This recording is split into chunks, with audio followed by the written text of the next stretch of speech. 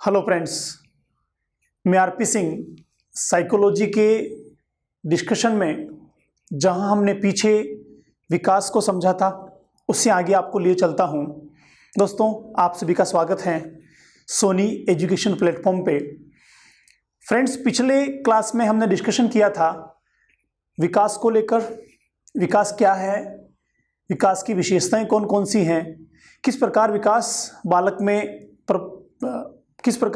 बालक में प्रकट होता है, और विकास के साथ साथ विकास और अभिवृद्धि दोनों में क्या फ़र्क होता है, तुलनात्मक हमने जाना था, विकास के कॉन्सेप्ट को समझा था। फ्रेंड्स, उससे आगे की ओर मैं आपको लिए चलता हूं। आज मैं आपसे डिस्कशन करूंगा विकास की प्रकृति और विकास के सिद्धांत को लेकर। देखिए फ्रेंड्स, जहां विकास की बात करें तो विकास को हमने पिछली क्लास में क्या जाना था कि बालक के जीवन प्रारंभ करने से लेकर परिपक्व होने तक और आगे मृत्यु पर्यंत जो भी लगातार परिवर्तन बालक में दिखाई देते हैं, उन सारे परिवर्तनों को या बदलावों को विकास कहा जाता है। और ये जो परिवर्तन और बदलाव होते हैं फ्रेंड्स, ये सारे के सारे परिवर्तन और बदलाव एक निश्चित क्रम में होते हैं। यह क्रम प्रगतिशील होता है और ये सतत और निरंतर चलने वाले परिवर्तन होते हैं जो मृत्यु पर्यंत चलते रहते हैं। तो ये जो बालक में दिखाई देने वाले परिवर्तन है जिसको हमने विकास कहा था, मनोवैज्ञानिकों ने इन विकास को अध्ययन किया, समझा और फिर विकास की प्रकृति तय की। तो विकास की प्रकृति की बात करें तो विकास का नेचर या विकास की प्रकृति का मतलब हो गया कि बालक के छोटे से लेके बड़े होने के दौरान उसमें जो बदलाव आते हैं, उसमें जो परिवर्तन आते हैं, उन परिवर्तनों की प्रकृति कैसी है, ये परिवर्तन किस किस प्रकार होते हैं, ये परिवर्तन सारे बालकों में कैसे दिखाई देते हैं, इन्हें कहा जाता है विकास की प्रकृति। जो किसी भी चीज में वह पाई जाती हैं तब वह प्रकृति कहलाती हैं, और अगर वह नहीं पाई जाती हैं तो वह प्रकृति नहीं कहलाती हैं। तो हम किसी भी बालक में विकास को कब कहेंगे?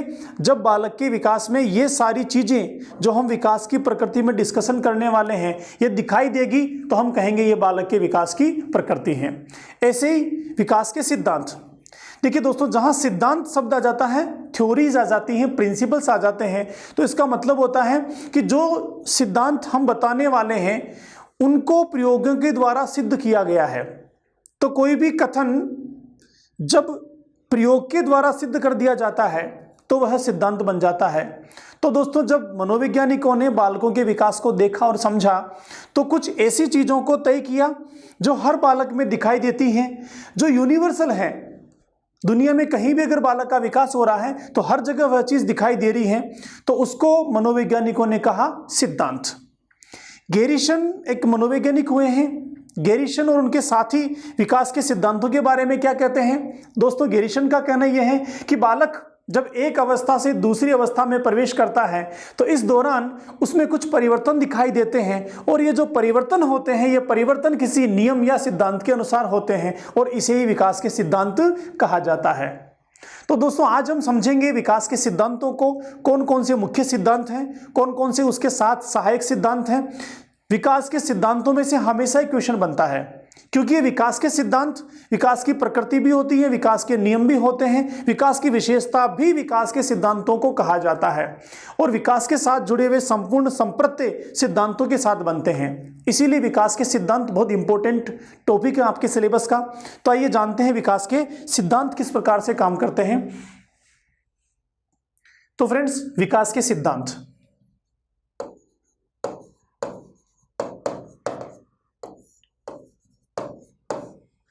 इसे विकास की प्रकृति भी कह सकते हैं। तो विकास की प्रकृति या सिद्धांत, विकास की प्रकृति या सिद्धांत, नेचर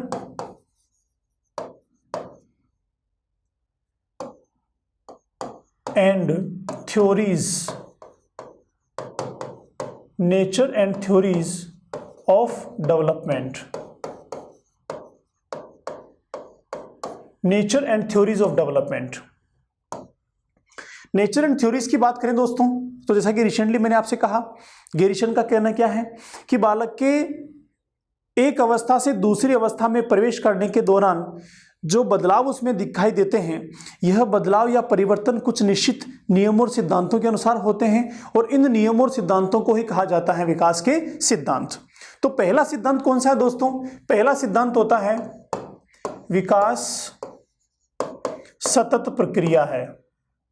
विकास एक सतत प्रक्रिया है,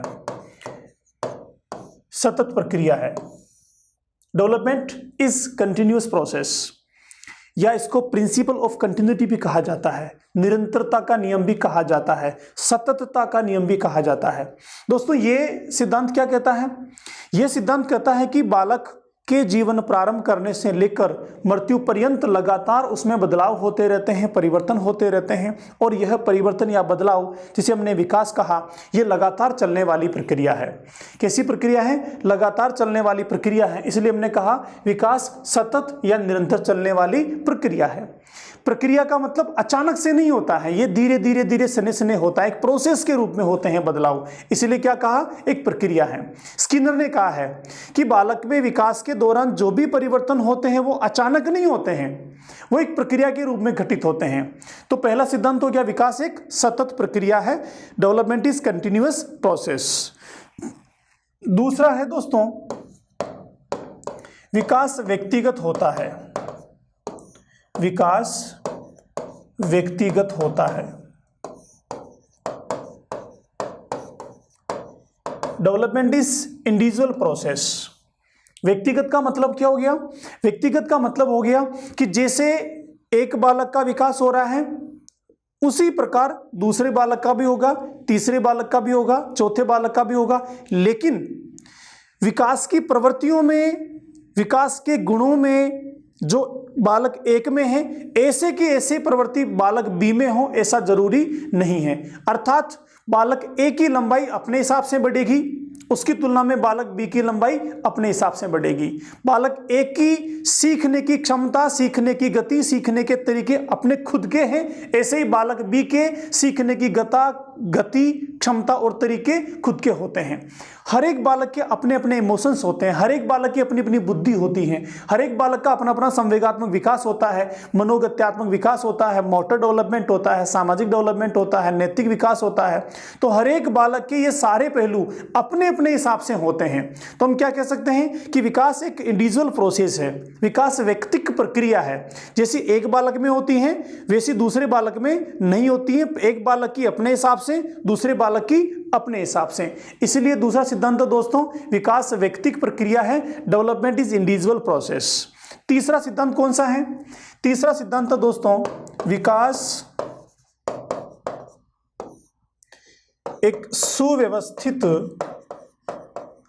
विकास एक सुव्यवस्थित क्रम में एवं निश्चित दिशा में होता है।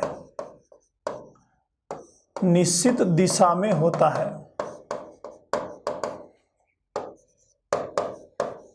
निश्चित दिशा में होता है।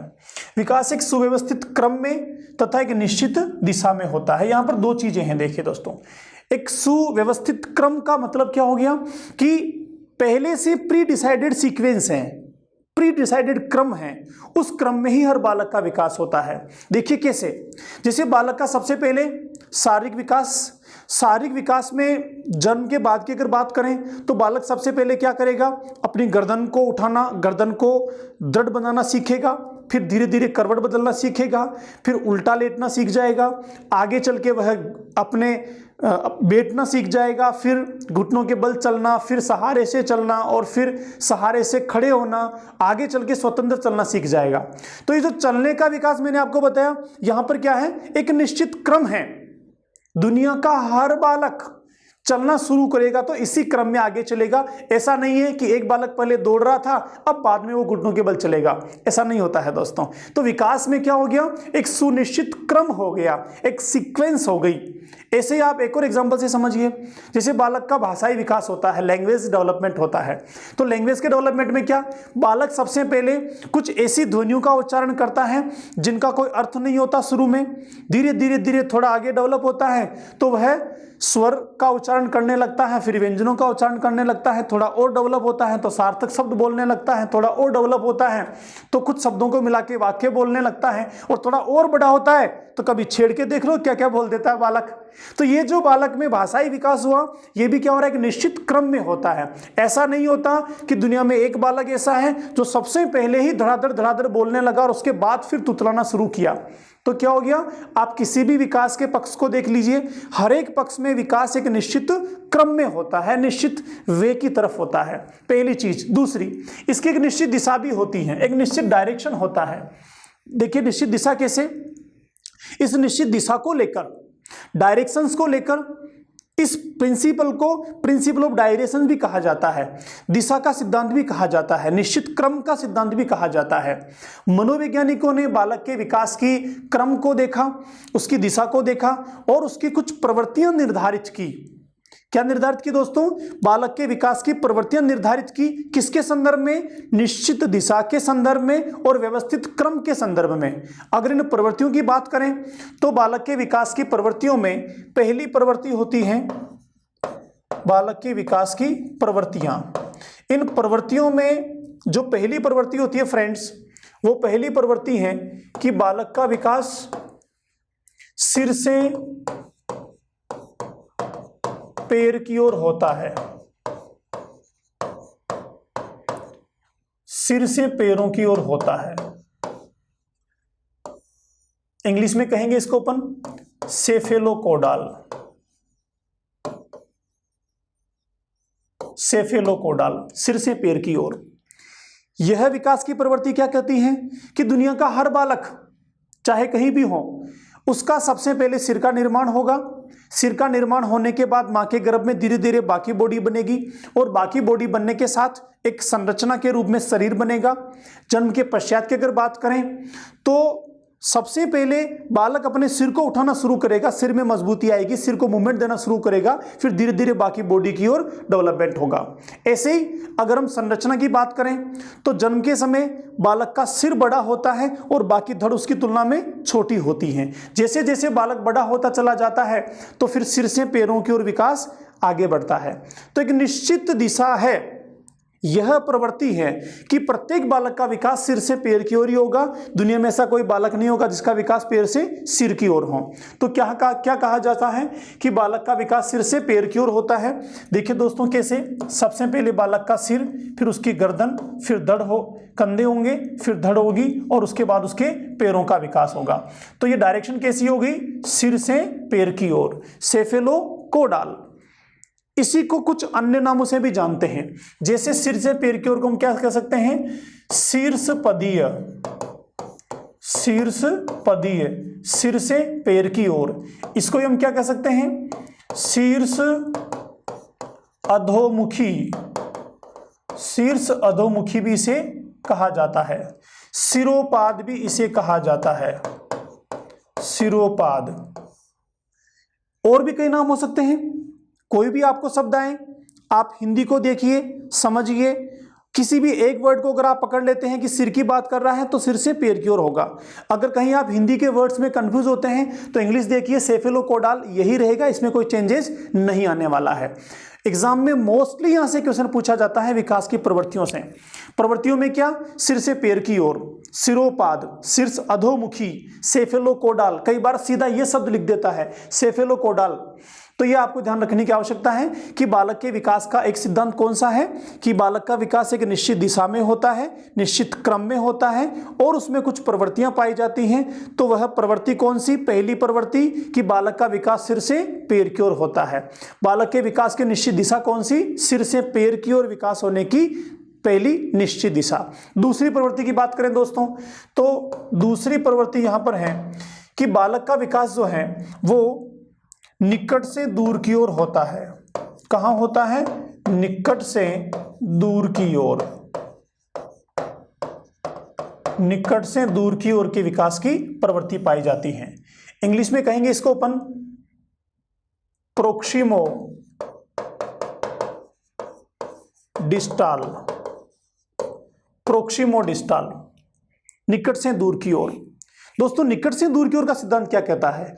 निकट से दूर की ओर का सिद्धांत कहता है कि बालक में सबसे पहले केंद्रीय चीजें, मध्यस्थ चीजें, निकट की चीजें विकसित होगी, फिर धीरे धीरे धीरे यह विकास निकट से दूर की ओर जाएगा, केंद्र से बाहर की ओर जाएगा या केंद्र से सिरों की ओर जाएगा। तो यह विकास की दूसरी प्रवृत्ति। देखो कैसे, जब बालक का सबसे पहले जीवन प्रारंभ होता है तो एक कोशिका से होता है और इस कोश को कहते हैं दोस्तों जाइगोट, संयुक्त कोश कहा जाता है। जाइगोट जो है वो मातृकोश और पितृकोश दोनों से मिलकर बनता है। ये दोनों से मिलकर बनने वाला जाइगोट एक कोशिका होता है और यह कोशिका धीरे धीरे विभाजित होकर कई कोशिकाओं में बढ़ती हैं और एक कोशिकाओं का समूह बनता है और इस प्रकार मां के गर्भ में एक मांस के टुकड़े के रूप में हम सबका जीवन प्रारंभ होता है। यह जाइगोट के साथ कुछ कोशिकाएं बनती हैं और धीरे धीरे एक संरचना के रूप में से निर्माण होता है। जब संरचना के रूप में निर्माण हुआ तो ये क्या करेगा, ऐसे निकट से दूर की ओर, केंद्र से बाहर की ओर चलेगा दोस्तों। इसीलिए कहा जाता है कि विकास की निश्चित दिशा क्या होती है, केंद्र से बाहर की ओर होती है। फिर यहां पर क्या होता है, ये जो प्रारंभिक संरचना है बालक की, यह एक सुषुम्ना नाड़ी के द्वारा मां के साथ जुड़ता है। कौन सी नाड़ी के द्वारा? सुषुम्ना नाड़ी के द्वारा।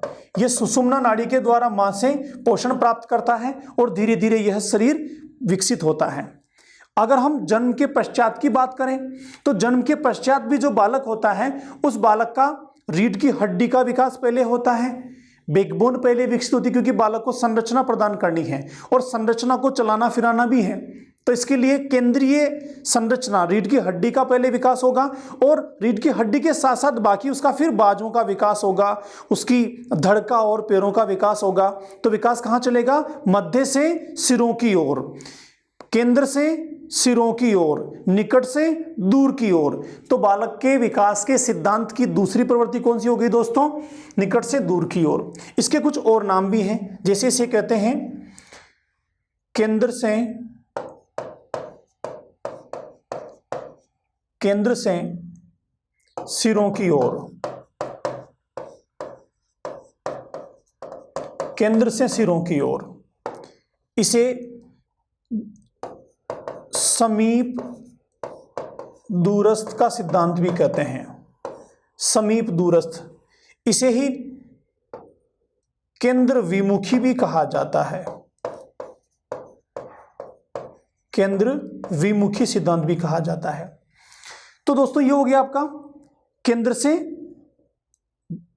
सिरों की ओर, निकट से दूर की ओर, अंदर से बाहर की ओर का सिद्धांत। तीसरी प्रवृत्ति को चलते हैं। तो दोस्तों तीसरी प्रवृत्ति होती है गामक। गामक गामक को हम कहेंगे लोकोमोशन। लोकोमोशन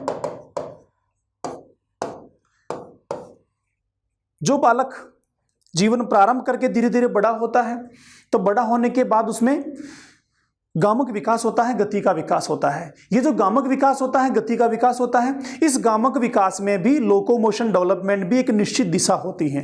क्या दिशा होती है कि बालक सबसे पहले बैठना सीखेगा, बैठना सीखने के बाद वो घुटनों के बल पे चलना शुरू करेगा, घुटनों के बल पे चलने के बाद सहारे से वह खड़ा होना शुरू करेगा, उसके बाद फिर वह सहारे से चलना शुरू करेगा, आगे चल के वह स्वतंत्र रूप से चल पाएगा, फिर दौड़ और लांग फांद पाएगा। तो यहाँ क्या हो गया, बालक के गामक विकास में भी एक निश्चित दिशा होती है। देखो कैसे, सबसे पहले बालक क्या करेगा, बैठना सीखेगा और बैठना सीखने के बाद वो क्या करेगा, सहारे से चलना शुरू करेगा। उसके बाद क्या करेगा, वह स्वतंत्र रूप से चलना शुरू करेगा, स्वतंत्र रूप से चलना। तो यह क्या हो गया, एक निश्चित सीक्वेंस हो गया। ऐसा नहीं कि कोई बालक पहले स्वतंत्र चल रहा है और उसके बाद फिर घुटनों के बल पे चलना शुरू करे, ऐसा नहीं, सीक्वेंस होता है। पहले सहारे से बैठना सीखेगा, फिर स्वतंत्र रूप से बैठना सीखेगा, फिर वो घुटनों के बल पे चलेगा, फिर सहारे से चलेगा और आगे चल के वह स्वतंत्र रूप से चलेगा। तो बालक के गामक विकास में भी क्या हो गई सर, एक निश्चित दिशा हो गई, निश्चित डायरेक्शन हो गया। इसे कहा जाता है विकास की निश्चित दिशा का सिद्धांत। एक बार फिर से देखते हैं। अब तक हमने 3 सिद्धांत देखे हैं। पहला कौन सा देखा है, पहला देखा हमने फ्रेंड्स, विकास एक सतत प्रक्रिया है, विकास कंटिन्यूस चलने वाली प्रोसेस है जो लगातार चलती रहती है। टॉम टू वॉम्ब इसको कहा जाता है, जीवन प्रारंभ करने से लेकर मृत्यु पर्यंत ये चलती रहती हैं।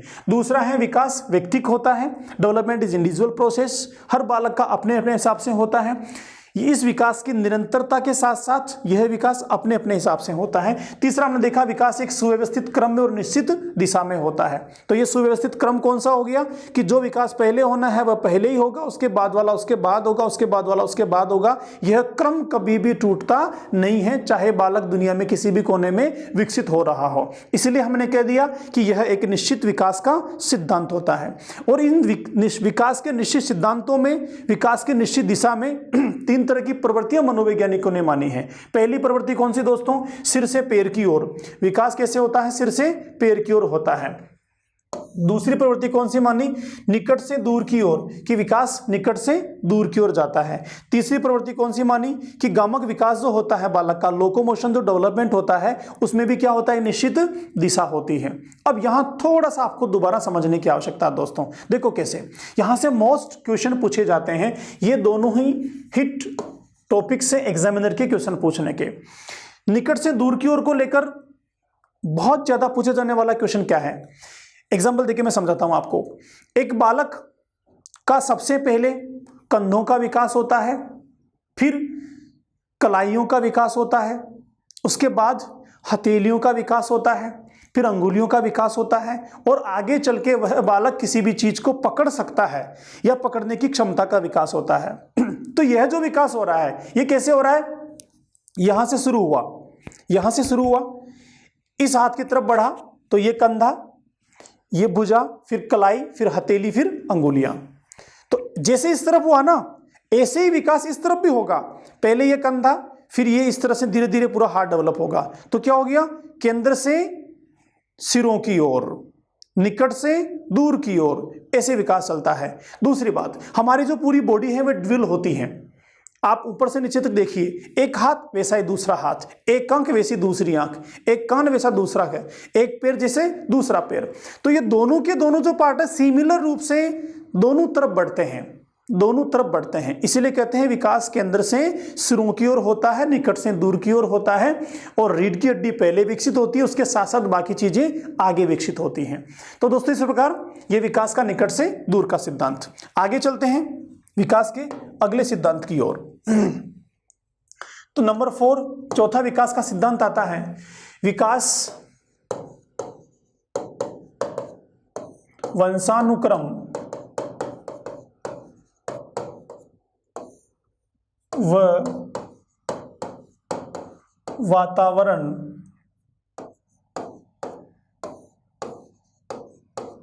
की अंतःक्रिया है। विकास वंशानुक्रम व वातावरण की अंतःक्रिया है। यहां 2-3 चीजें हैं, पहले वो समझते हैं। पहली चीज वंशानुक्रम, वंशानुक्रम हो गया दोस्तों हेरिडिटी, हेरिडिटी। वातावरण हो गया आपका एनवायरमेंट, एनवायरमेंट। अंतःक्रिया हो गया इंटरेक्शन। पहले इन शब्दों को समझते हैं फिर आगे चलेंगे। पिछली क्लास में मैंने आपको समझाया था कि वंशानुक्रम का मतलब हो गया बालक में वंश में मिलने वाले गुण और विशेषताएं।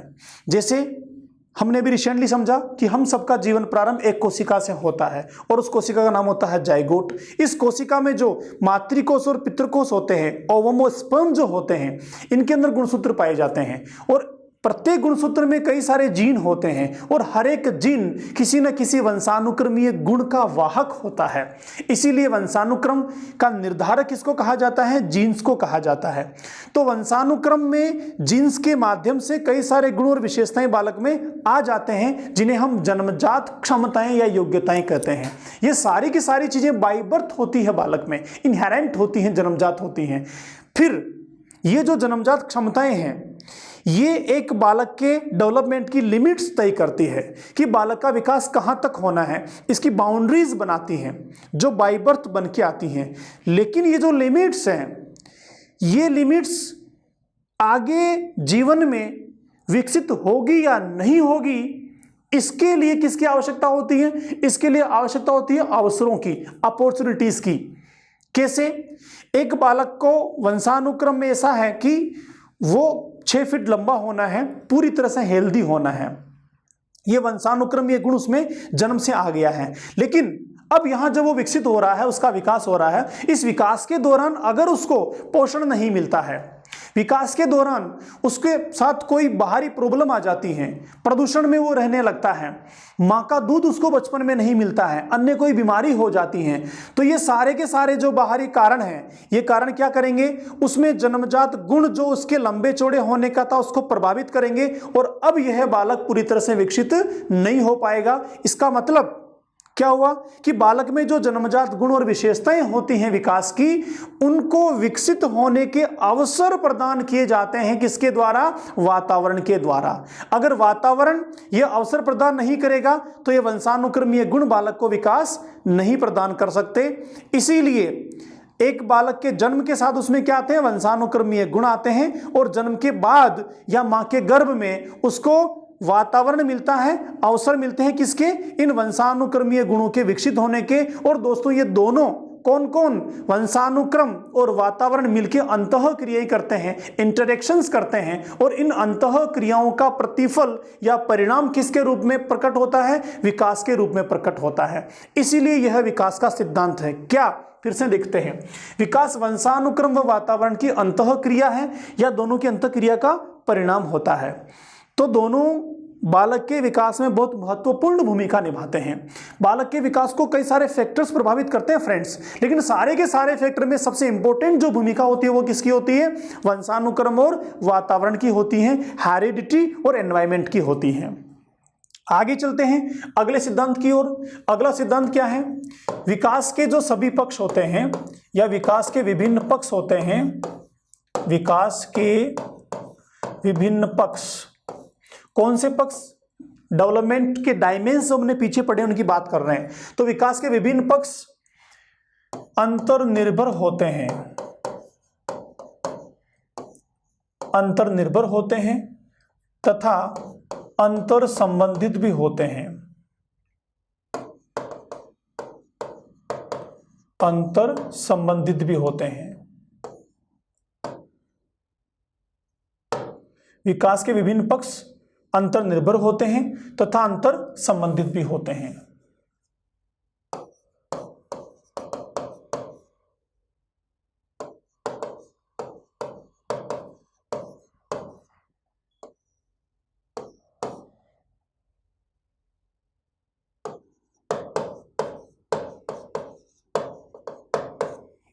विकास के विभिन्न पक्ष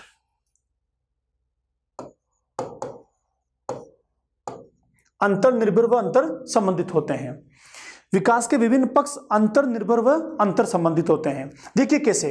विभिन्न पक्षों की बात करें, हमने पीछे डिस्कशन किया था विभिन्न पक्षों का मतलब, मान लीजिए ये बालक का विकास है, तो इस विकास के पक्ष कौन कौन से हो जाएंगे? अगर मैं पहले पक्ष की बात करूं तो कौन सा? शारीरिक पक्ष, फिजिकल डेवलपमेंट। विकास का पहला पक्ष शारीरिक पक्ष। दूसरे पक्ष की बात करें तो दूसरा पक्ष हो जाएगा मानसिक पक्ष, मेंटल डेवलपमेंट। तीसरे पक्ष की बात करें तो तीसरा पक्ष हो जाएगा सामाजिक पक्ष, सोशल डेवलपमेंट। अगर मैं चौथे पक्ष की बात करूं तो ये हो जाएगा संवेगात्मक पक्ष। तो ये जो चारों के चारों पक्ष हैं, ये 4 मुख्य पक्ष होते हैं, मेन डायमेंशंस माने जाते हैं। इनके अलावा भी और भी कई सारे पक्ष हैं, लेकिन ये 4 मुख्य माने जाते हैं। तो बालक के विकास के जो ये चारों पक्ष होते हैं, ये क्या होते हैं? एक दूसरे से अंतर निर्भर होते हैं, दूसरे अंतर संबंधित होते हैं, ये इंटर रिलेटेड होते हैं और इंटरडिपेंडेंट भी होते हैं। देखिए कैसे, जब एक बालक का विकास हो रहा है, कौन सा? शारीरिक विकास, तो शारीरिक विकास के साथ साथ मानसिक विकास भी होगा। कौन सा होगा सर? शारीरिक के साथ साथ मानसिक विकास भी होगा।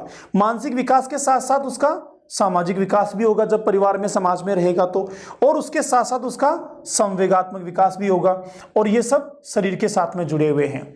तो ऐसा नहीं है कि अगर एक समय में एक विकास हो रहा हो और दूसरा रुक जाता हो, फिर उसके बाद दूसरा विकास चले और तीसरा रुक जाए, फिर चौथा चले, ऐसा नहीं होता है। ऐसा कभी नहीं होता कि पहले शारीरिक विकास होगा, फिर बाद में सामाजिक, फिर मानसिक और फिर संवेगात्मक, ऐसा नहीं होता।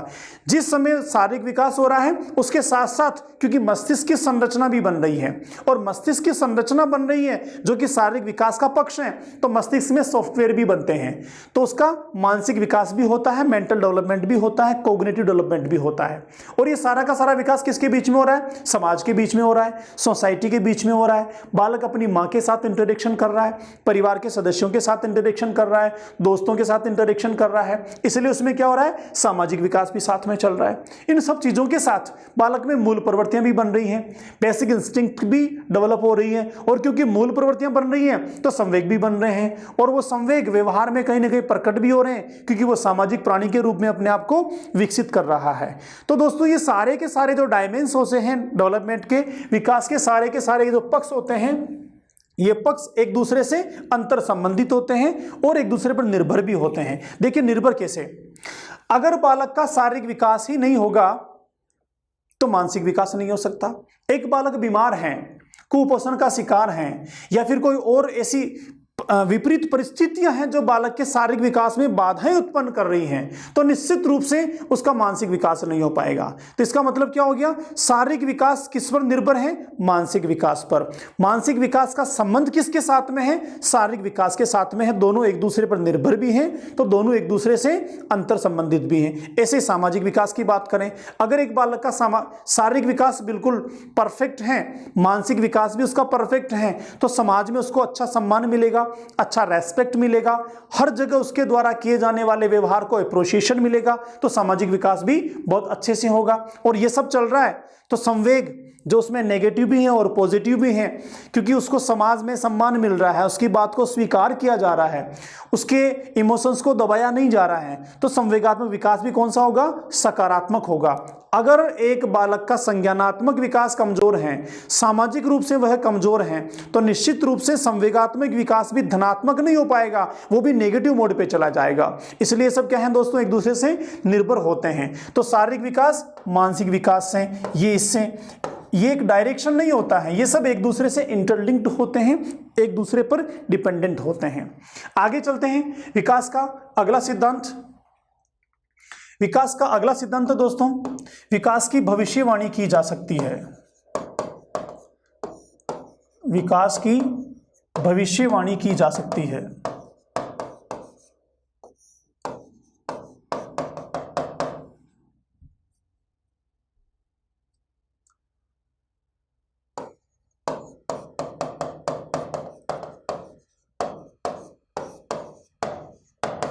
भविष्यवाणी की जा सकती है।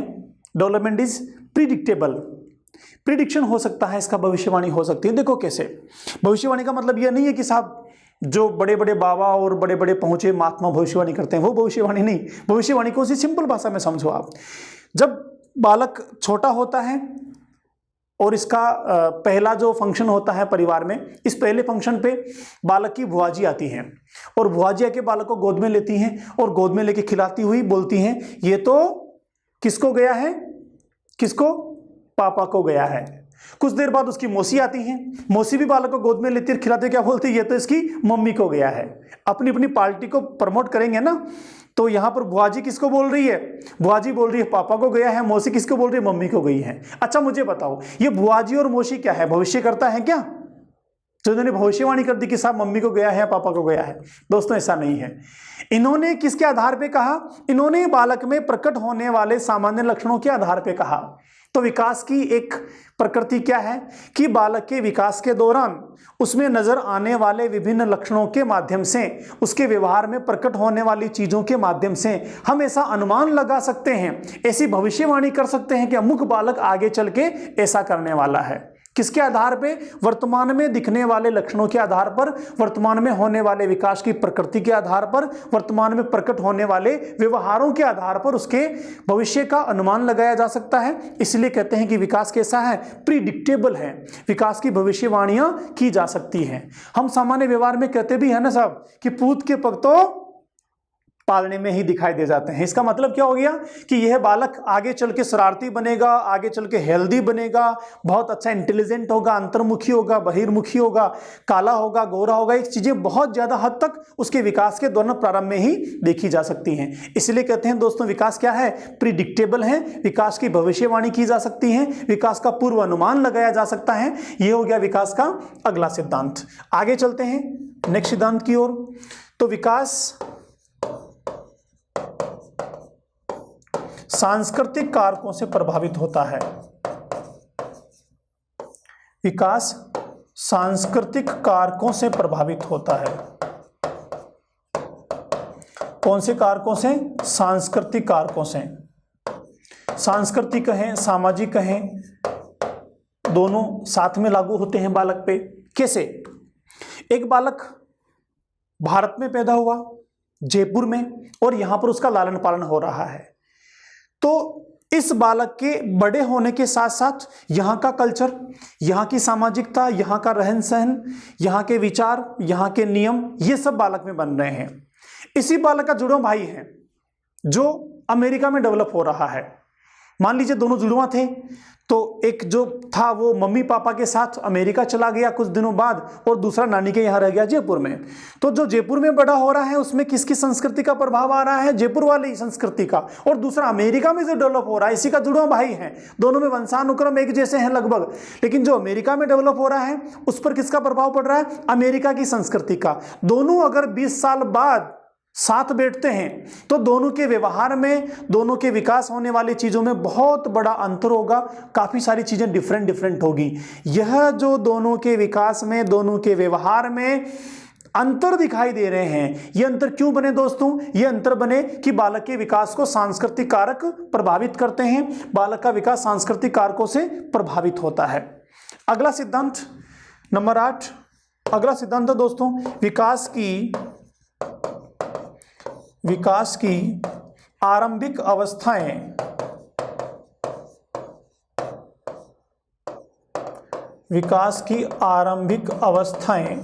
महत्वपूर्ण होती है। विकास की प्रारंभिक अवस्थाएं महत्वपूर्ण होती हैं या आरंभिक अवस्थाएं महत्वपूर्ण होती हैं। देखिए कैसे प्रारंभिक अवस्थाएं? प्रारंभिक अवस्थाओं का मतलब, जैसे हम अवस्थाओं की बात करें तो पहली अवस्था कौन सी? गर्भावस्था। उसके बाद दूसरी अवस्था कौन सी? शेषावस्था। तीसरी अवस्था कौन सी? बाल्यावस्था। अगर हम पहली अवस्था की बात करें, गर्भावस्था की बात करें, तो गर्भावस्था बहुत महत्वपूर्ण है। क्यों महत्वपूर्ण है? क्योंकि गर्भावस्था में ही अगर बालक का ठीक से शारीरिक विकास नहीं हो पाया, ठीक से मानसिक विकास नहीं हो पाया, तो आगे के पूरे जीवन भर ये जो कमी रही है उसको प्रभावित करने वाली है। जन्म के पश्चात शेषावस्था में जब बालक शारीरिक रूप से विकसित हो रहा है, मानसिक रूप से विकसित हो रहा है, इस समय अगर यहाँ पर कहीं कोई कमी रह गई, उसके ये विकास प्रॉपर तरीके से नहीं हो पाए, तो आगे के संपूर्ण विकास यहाँ पर प्रभावित करेंगे। क्यों करेंगे? क्योंकि आरंभिक बुनियाद जो होती है, आरंभिक जो बुनियाद होती है बालक की, वो प्रारंभिक अवस्थाओं में ही तय होती हैं। आगे चल के आप पढ़ेंगे, जब मानसिक विकास पढ़ रहे होंगे तो आप देखेंगे कि शुरुआती 3-4 साल में बालक का 50% तक मेंटल डेवलपमेंट हो जाता है, 50% तक उसका मानसिक विकास हो चुका होता है। तो जब इतना मानसिक विकास पहले ही हो गया है, भाषा का विकास बहुत पहले हो जाता है, विभिन्न संवेगों का विकास बहुत पहले हो जाता है, मेंटल प्रोसेस प्रारंभ में ही बननी शुरू हो जाती हैं, तो ये समस्त क्षमताएं जो प्रारंभ में बालक में विकसित होती हैं, यही क्षमताएं जीवन भर बालक को विभिन्न क्षेत्रों में आगे बढ़ाती हैं या फिर उसका विकास विभिन्न क्षेत्रों में होता है। तो आगे पूरे जीवन भर विभिन्न क्षेत्रों में होने वाला विकास किस पर डिपेंड कर रहा है? ये सब डिपेंड करता है प्रारंभिक अवस्थाओं पर, जो बुनियादी अवस्थाएं हैं। तो विकास के दौरान विकास की जो बुनियादी अवस्थाएं होती हैं वो महत्वपूर्ण होती हैं। अगर वहां बालक का विकास प्रॉपर तरीके से हो गया तो पूरे जीवन भर बालक बहुत अच्छे तरीके से विकसित होना है, और यही कोई बाधाएं हो गई, प्रॉब्लम हो गई, तो आगे चल के भी ये प्रभावित होना है। इसीलिए विकास की प्रारंभिक अवस्थाएं, बुनियादी अवस्थाएं महत्वपूर्ण होती हैं। आगे चलें, अगला सिद्धांत, विकास का अगला सिद्धांत होता है विकास सामान्य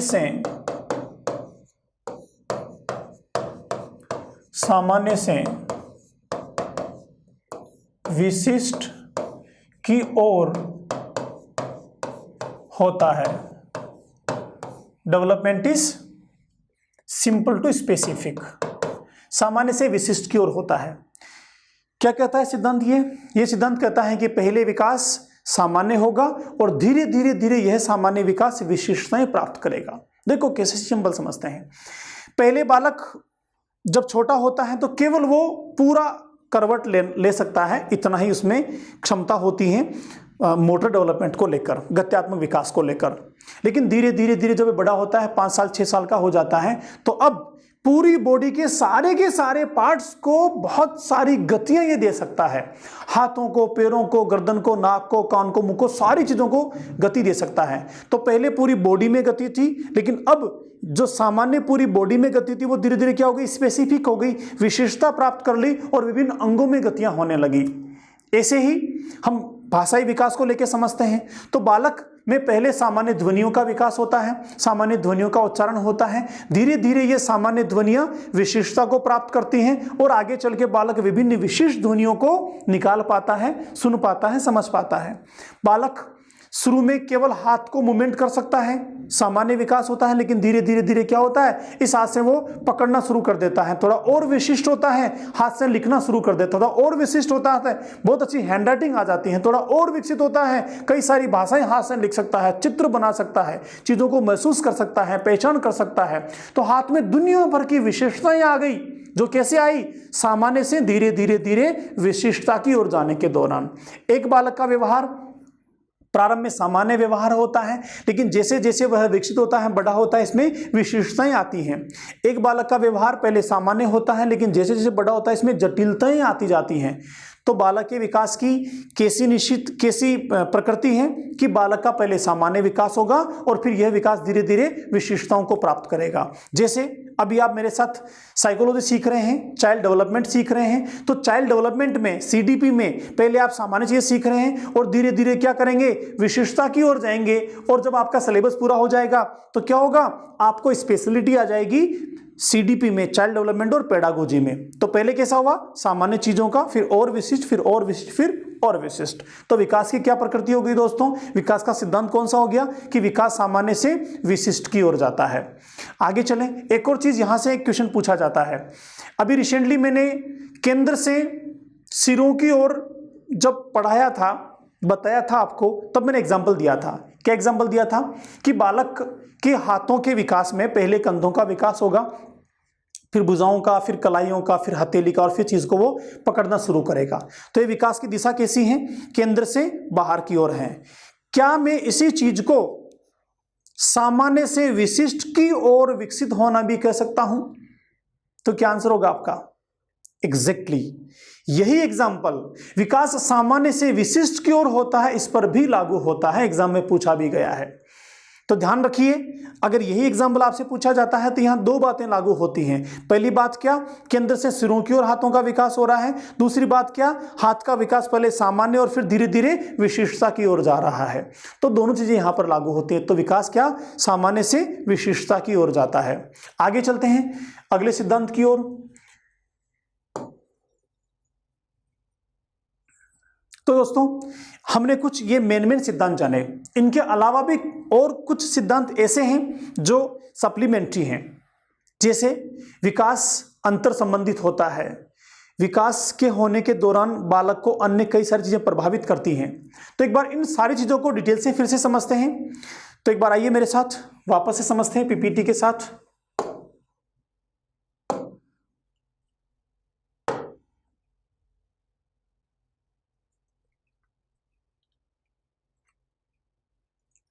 विकास के सिद्धांत या विकास की प्रकृति।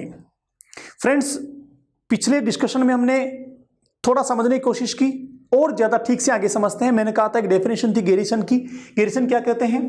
गेरिसन व अन्य क्या कहते हैं कि विकास बालक की एक अवस्था से दूसरी अवस्था में प्रवेश करने में कुछ परिवर्तन देखते हैं, और ये परिवर्तन जो है इनको अध्ययनों ने सिद्ध क्या कर दिया है कि ये परिवर्तन निश्चित सिद्धांतों के अनुसार होते हैं, और इन निश्चित सिद्धांतों को क्या कहा जाता है? विकास के सिद्धांत कहा जाता है। तो गेरिसन क्या कहते हैं कि बालक का एक अवस्था से दूसरी अवस्था में प्रवेश करना, या सीधी भाषा में क्या, बालक के छोटे से बड़ा होना।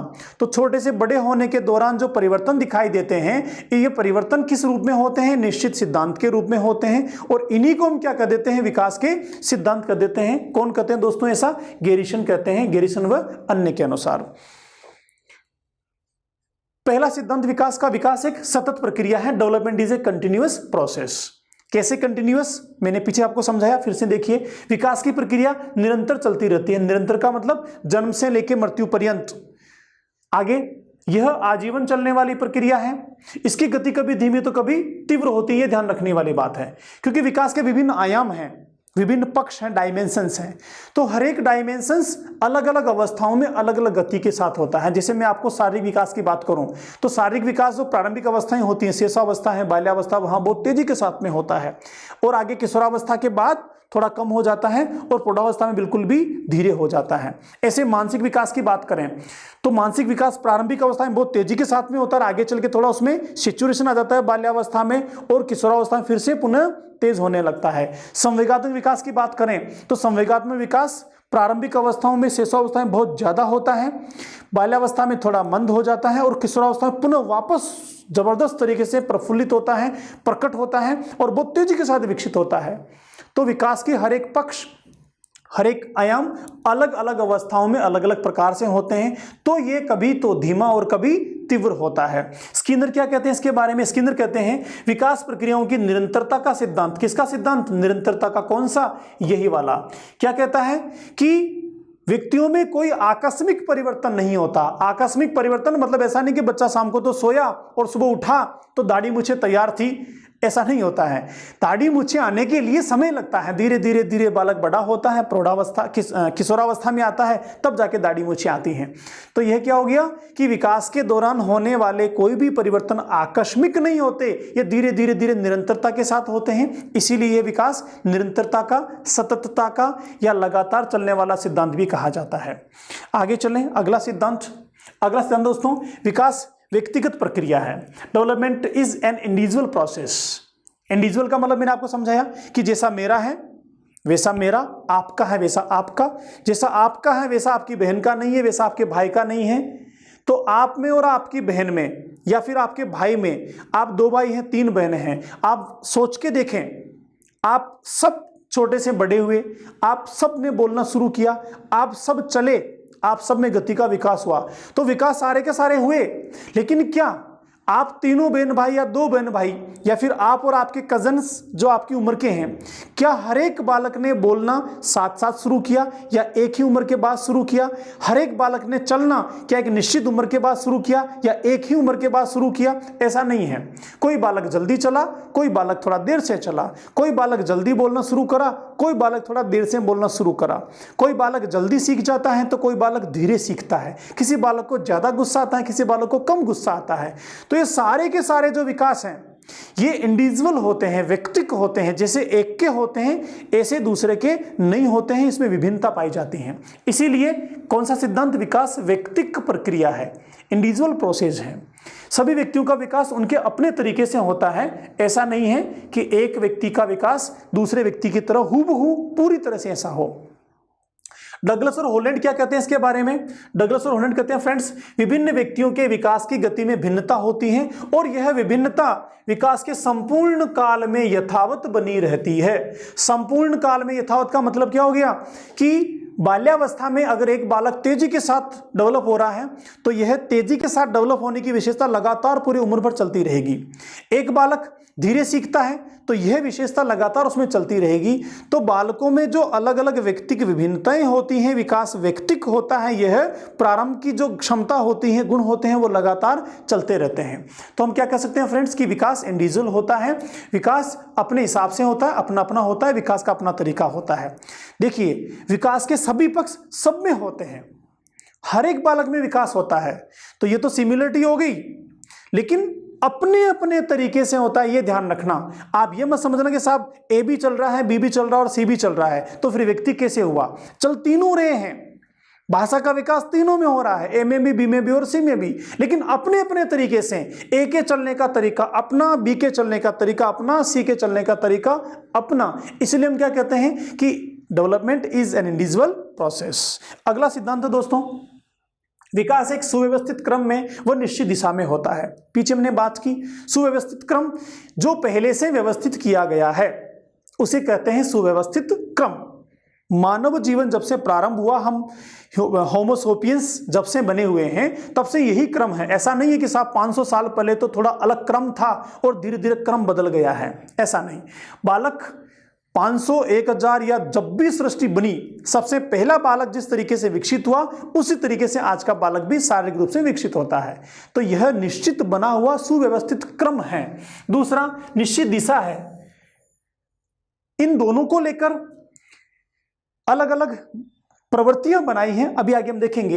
ये कि भी प्रत्येक व्यक्ति के विकास की गति में भिन्नता होती है। पीछे मैंने पढ़ा विकास इंडिविजुअल होता है, जब इंडिविजुअल है तो गति में भिन्नता होगी, परंतु सभी व्यक्तियों का विकास एक सुव्यवस्थित और क्रमबद्ध तरीके से होता है और इसकी एक निश्चित दिशा होती है। और इस निश्चित दिशा को कुछ मनोवैज्ञानिकों ने अध्ययन करते हुए कुछ प्रवृत्तियां बनाई हैं। तो पहली प्रवृत्ति कौन सी देखिए, विकास की प्रवृत्तियां पहली कौन सी, सिर से पैर की ओर, सेफेलोकोडाल। इसे क्या कहते हैं, विकास सिर से पैर की ओर निश्चित दिशा में संचालित होता है। अतः इस विकास को मस्तकोदमुखी, मस्तक यानी सिर और फिर उसके आगे की ओर शीर्षपदीय, शीर्ष हो गया सिर, पदीय हो गया पैर, सिरोपूंछ, सिर से पूंछ की ओर। हमारे तो पैर हैं लेकिन जानवरों के क्या होती है, पूंछ होती है। तो जानवरों में जिनकी पूंछ होती है वहां विकास सिर से पूंछ की ओर चलता, सिर से पैरों की ओर नहीं चलता। और हमारे पूंछ नहीं होती तो हमारे सिर से पैर की ओर चलता है, एक निश्चित दिशा है। जैसे उदाहरण क्या है यहां पर कि भ्रूण का सिर उसके पैरों से पूर्व विकसित होता है तथा आगे भी विकास की दिशा में यही प्रवृत्ति पाई जाती है। यह एक डायग्राम देखिए आप, इस डायग्राम के द्वारा समझिए। यह डायग्राम क्या कहता है कि पहले बालक का विकास सिर से पैर की ओर चल रहा है, ऐसे ही यहां पर पैर की ओर, दूसरे पैर की ओर, तो ये क्या है, सिर से पैर की ओर विकास। दूसरा देखिए, दूसरी प्रवृत्ति क्या है, विकास भीतर से बाहर की ओर होता है, प्रोक्सिमल डिजिटल, प्रोक्सिमल डिस्टल भी कई बार कहा जाता है। विकास भीतर से बाहर की ओर होता है। विकास शरीर के केंद्र भाग से शुरू होकर बाहरी परिधि, परिधि का मतलब वृत्ताकार तरीके से, ऐसा नहीं कि एक ही दिशा में चलें, ऐसे ऐसे गोल गोल, तो परिधीय चलता है। कैसे, परिधीय भागों की ओर बढ़ता है। अतः इस सिद्धांत को निकट दूर का सिद्धांत, निकट दूर का मतलब पहले निकट का केंद्रीय भाग का, फिर उसे दूर का, केंद्र से सिरों की ओर केंद्र विमुखी सिद्धांत भी कहा जाता है। प्रोक्सिमो डिजिटल, देखिए ये सेकंड वाला डायग्राम प्रोक्सिमो डिजिटल। यहां पर क्या देख पा रहे हैं आप कि बालक में यहां केंद्र से विकास शुरू हो रहा है और ये हाथों की ओर आ रहा है, हाथों की ओर दोनों तरफ बराबर चल रहा है। तो कहां से शुरू हुआ, केंद्र से शुरू हुआ और किस तरफ जा रहा है, बाहर की ओर जा रहा है। ऐसे ही फिर आगे पैरों की ओर जा रहा है। अब देखो दोनों चीज साथ में चल रही है, ऐसा नहीं कि पहले सिर से पैर की ओर हुआ और फिर दूसरा जो है वो केंद्र से बाहर, दोनों साथ में चल रही हैं। साथ में कैसे, जब सिर से पैर की ओर चल रहा है उसी दौरान ये केंद्र से सिरों की ओर भी चल रहा है। तो दोनों विकास की प्रवृत्तियां पाई जाती हैं। आगे देखते हैं तीसरी प्रवृत्ति क्या है। तीसरी प्रवृत्ति है गामक, लोकोमोशन। लोकोमोशन क्या कहता है, बालक में विकास, गति का विकास भी क्रमबद्धता से ही होता है। गति के क्रम में बालक पहले बैठना, फिर घुटनों के बल चलना तथा बाद में चलना शुरू करता है। इस तरीके से पहले ये होगा, उसके बाद फिर ये होगा, उसके बाद फिर ये होगा, उसके बाद फिर ये होगा, उसके बाद फिर बालक स्वतंत्र रूप से चलना शुरू कर देगा। तो क्या हो गई, एक निश्चित दिशा हो गई, किसमें, गामक विकास में भी निश्चित दिशा हो गई। दोस्तों एक एग्जाम्पल देखिए पीछे वाला अपन, शिशु पहले पूरे कंधे और फिर कोहनी पश्चात कलाई और अंगुलियों का प्रयोग किसी वस्तु को पकड़ने के लिए करता है। इस प्रकार शिशु पहले संपूर्ण शरीर तथा बाद में किसी विशेष भाग जैसे अंगुलियों को काम में लेता है। तो क्या हो गया, केंद्र से सिरों की ओर, निकट से दूर की ओर। आगे चलते हैं, अगला सिद्धांत, विकास अंतःक्रिया का परिणाम है। किस किस की अंतःक्रिया, दो चीजों की अंतःक्रिया, पहली वंशानुक्रम की, दूसरी वातावरण की, हेरिडिटी और एनवायरमेंट। किसका इंटरेक्शन, दो चीजों का इंटीग्रेशन है। किस किस का, हेरिडिटी का इंटीग्रेशन है और एनवायरमेंट का इंटीग्रेशन है, और इसके इंटीग्रेशन का प्रोडक्ट है क्या, डेवलपमेंट।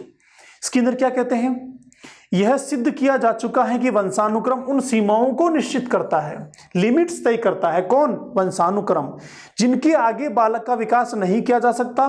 इसी प्रकार यह भी प्रमाणित किया जा चुका है कि जीवन के प्रारंभिक वर्षों में दूषित वातावरण, कुपोषण, गंभीर बीमारी या जन्मजात योग्यताओं को कुंठित या निर्बल बना सकती हैं। देखिए कैसे, अभी रिसेंटली मैंने आपको समझाया कि वंशानुक्रम जो है वो बालक में सीमाएं तय करता है, लिमिट्स तय करता है। क्या, कि अमुक बालक 6 फीट लंबा होगा, 5 फीट लंबा होगा, इसकी चौड़ाई इतनी होगी, इसका रंग इस तरह का होगा, सीखने की गति ये रहेगी। ये सब कुछ कहाँ से तय होता है, वंशानुक्रम से तय होता है, हमारे जीन से तय होता है, हेरिडिटीज को तय करती हैं।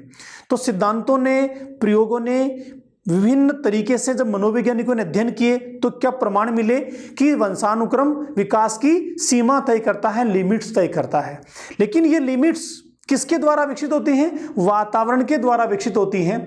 लेकिन अगर वातावरण में इस बालक के साथ में क्या होता है, दूषित वातावरण मिल जाता है, यह बालक कुपोषण का शिकार हो जाता है या किसी गंभीर बीमारी से पीड़ित हो जाता है, तो ऐसी स्थिति में क्या होगा, ये जो वातावरण से मिलने वाली चीजें कौन कौन सी, बाहरी वातावरण, ये पोषण वाला वातावरण, बीमारी वाला वातावरण, ये क्या करेगा, जो जन्मजात क्षमताएं हैं, गुण हैं, वंशानुक्रम हैं, उसको क्या करेगा, कुंठित कर देगा या निर्बल बना देगा। इसीलिए विकास के लिए दोनों चीजें महत्वपूर्ण होती हैं, पहली वंशानुक्रमीय गुण और क्षमताएं, दूसरी उनको विकसित होने के लिए अवसर जहां प्रदान किए जाते हैं वो वातावरण। देखिए ये वातावरण है जो बाहर से समाज के द्वारा मिल रहा है, और ये वंशानुक्रम है, जीन जो माता और पिता से एक संतान में पहुंचते हैं। अगला सिद्धांत, आगे चलते हैं हम। नेक्स्ट दोस्तों,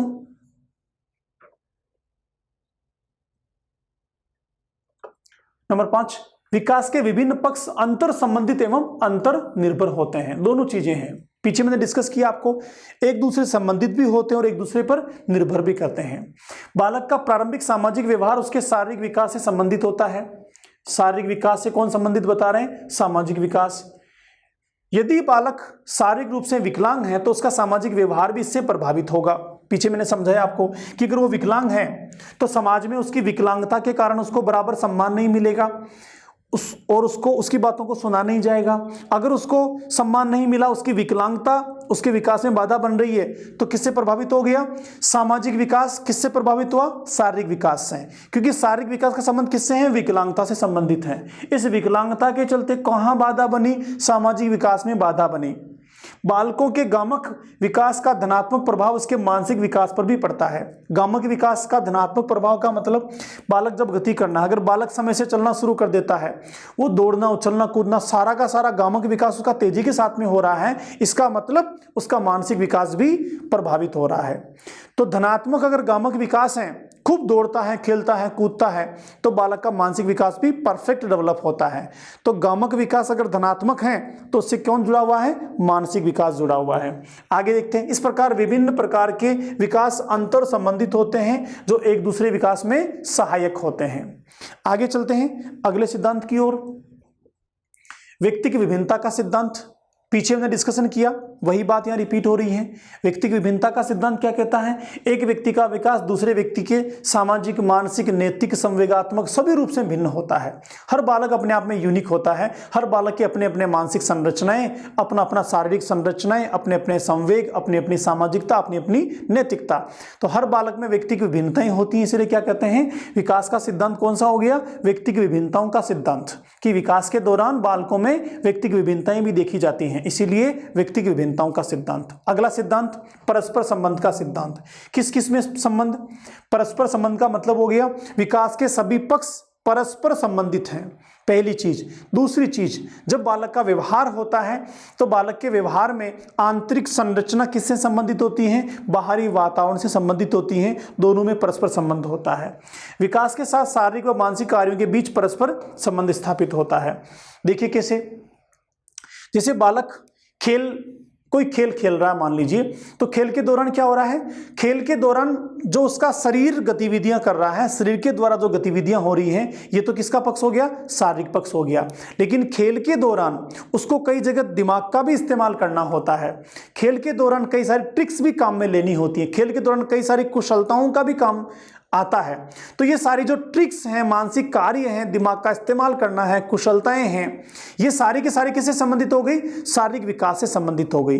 तो अंतर संबंधित है, दोनों के साथ गहरा संबंध है। सिंपल समझो, अभी आप मेरे साथ साइकोलॉजी सीख रहे हो, तो साइकोलॉजी सीखने के दौरान आपकी मानसिक संक्रियाओं का संबंध किससे है? आपके शारीरिक संरचना के साथ, शारीरिक स्थितियों के साथ। अगर आपको बहुत तेज भूख लगी है तो क्या होगा? आप समझ पाएंगे मेरी बात को, सीख पाएंगे? नहीं ना। तो शारीरिक भूख का संबंध किसके साथ हो गया? सीखने के साथ।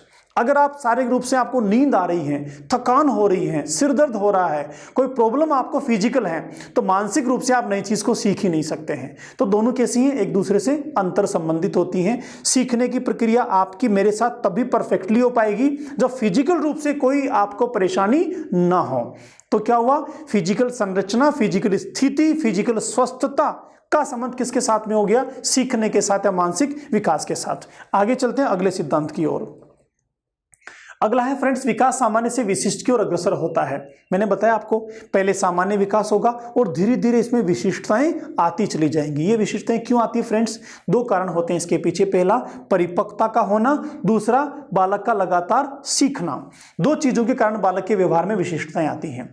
जैसे जैसे वो परिपक्व होता है तो उसके वंशानुक्रम में जो उसके शरीर में क्षमताएं और गुण आ गई हैं, वो धीरे धीरे विशिष्टताओं की ओर आते हैं। इसके साथ साथ बालक परिवार में, समाज में, स्कूल में, दोस्तों में कई सारी चीजें सीखता है, अनुभव प्राप्त करता है।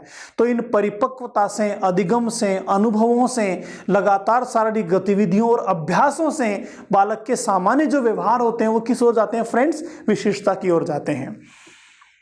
विकास की क्रिया में शरीर के विभिन्न अवयव प्रारंभ में भाग लेते हैं एवं धीरे धीरे विकास अवयव विशेष की ओर केंद्रित हो जाता है। देखो कैसे, पहले विकास में सभी अवयव, मतलब जब बालक का शरीर बड़ा हो रहा है, शुरुआत की बात करें तो जब बालक का शरीर बड़ा हो रहा है तो शरीर बड़ा होने में उसके हाथ भी बढ़ रहे हैं, उसके पैर भी बढ़ रहे हैं, सिर भी बढ़ रहा है, गर्दन भी बढ़ रही है, धड़ भी बढ़ रहा है। तो विभिन्न अवयव एक साथ बड़े हो रहे हैं। तो विकास की प्रक्रिया में प्रारंभ में सभी अवयव साथ में भाग लेते हैं, लेकिन धीरे धीरे विकास अवयव विशेष की ओर केंद्रित हो जाता है। देखो कैसे, तो पहले सारे अवयव बढ़े, अब धीरे धीरे क्या होगा?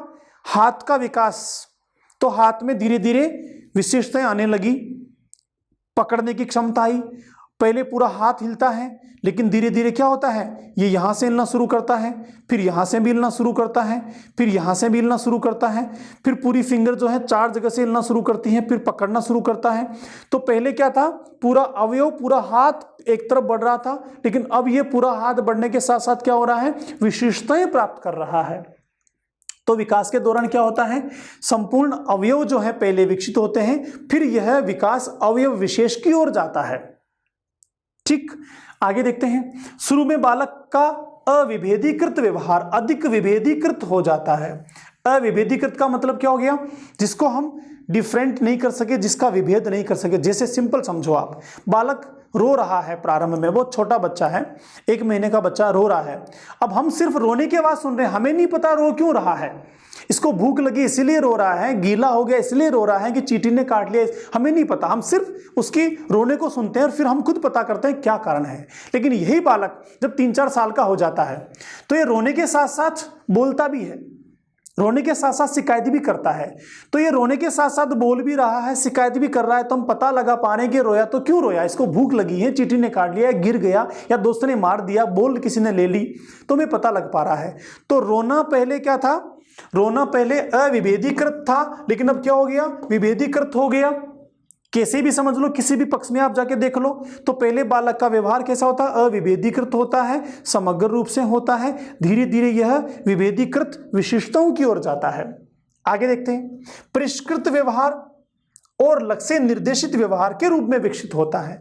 तो जो पहले विकास सामान्य था वो और अच्छा और प्योरीफाई होता है, इसीलिए परिष्कृत लक्ष्य निर्देशित। देखिए विकास के लक्ष्य निर्धारित होते हैं कैसे, जैसे बालक ने जब बोलना शुरू किया तो यहां पर लक्ष्य है कि भाषाई विकास होना है। जब बालक ने शुरू में बॉडी को गामक विकास शुरू किया तो यहां लक्ष्य क्या है कि बालक को धीरे धीरे स्वतंत्र रूप से चलना है, दौड़ना है, उछलना कूदना फांदना है, सारी गतिविधियां करनी है, तो लक्ष्य केंद्रित होता है। जब बालक का मानसिक विकास शुरू में होता है, कॉग्निटिव डेवलपमेंट शुरू होता है, तो यहां भी एक लक्ष्य है कि आगे चल के अमूर्त चीजों को बालक को सीखना है, सारी मानसिक प्रक्रियाओं को बनना है। तो यह बालक का जो विकास हो रहा है ये लक्ष्य निर्देशित होता है। तो धीरे धीरे किस ओर बढ़ रहा है, धीरे धीरे बालक का विकास और अच्छा परिष्कृत हो रहा है तथा लक्ष्य की ओर और आगे बढ़ रहा है। इसलिए कहा गया है कि बालक का जो व्यवहार पहले अविभेदीकृत था, अब क्या हो रहा है, विभेदीकृत हो रहा है, परिष्कृत हो रहा है और लक्ष्य निर्देशित लक्ष्य की ओर बढ़ रहा है। तो यह क्या हो गया, विकास सामान्य से विशिष्ट की ओर अग्रसर होता है। यह एक डायग्राम में भी आप देख सकते हैं। यहां पर बालक जो है पहले केवल पूरी बॉडी को मूवमेंट दे रहा है, दोनों हाथों को किसी चीज के पास लेके जा रहा है, लेकिन यही बालक अब क्या कर रहा है, केवल एक फिंगर काम में ले रहा है, केवल अंगुली काम में ले रहा है, आप देख पा रहे हैं। और इस अंगुली के माध्यम से यह बालक इस एक चित्र को देख रहा है। तो यहां पर क्या हो गया कि यह बालक जो पहले केवल हाथों को काम में ले रहा था, अब ये अंगुली को भी काम में ले रहा है। तो ये क्या हो गया, विशिष्टता की ओर हो गया उसका व्यवहार। आगे चलते हैं अगले सिद्धांत की ओर। अगला सिद्धांत दोस्तों, विकास सीधा लंबवत न होकर वर्तुलाकार होता। बहुत इंपॉर्टेंट है। देखिए कैसे, लंबवत का मतलब लीनियर डायरेक्ट जो होता है, वर्टिकल जो होता है, तो लीनियर डेवलपमेंट नहीं होता, जबकि कैसा होता है, स्पाइरल होता है। स्पाइरल का मतलब ऐसे ऐसे लगातार घूमने वाला। सिंपल भाषा में समझिए, बालक की लंबाई बढ़ने के साथ साथ उसकी मोटाई भी बढ़ती है। अगर केवल लंबाई बढ़े तो हम क्या कहेंगे, यह लंबवत विकास है, लेकिन लंबाई के साथ साथ मोटाई भी बढ़ रही है तो विकास क्या हो रहा है, लंबा भी हो रहा है और साथ में चौड़ाई की ओर भी जा रहा है। तो हम क्या कह देंगे कि यह सीधा लंबवत नहीं होता और वर्तुलाकार होता है। देखिए कैसे, अगर मैं आपसे कहूं कि बालक का विकास क्या इस प्रकार होता है, बालक के विकास का डायरेक्शन यही होता है, तो आपका आंसर होगा नो, ऐसे नहीं होता।